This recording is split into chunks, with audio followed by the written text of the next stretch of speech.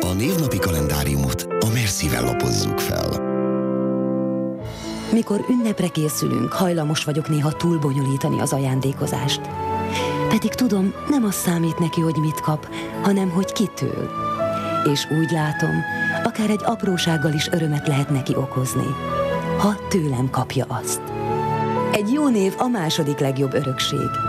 A névnap, mint minden más, valamiért jeles nap, alkalom az ünnepre és ünneplésre. Ma a Ferencek ünneplik névnapjukat. A latin eredetű név jelentése, hogy viselője francia származású.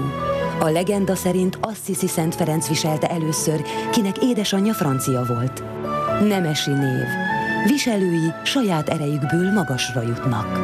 Ne felejtsen el ön sem egy kis figyelmet szentelni Ferenc nevű ismerősének. Boldog névnapot kíván a Merci!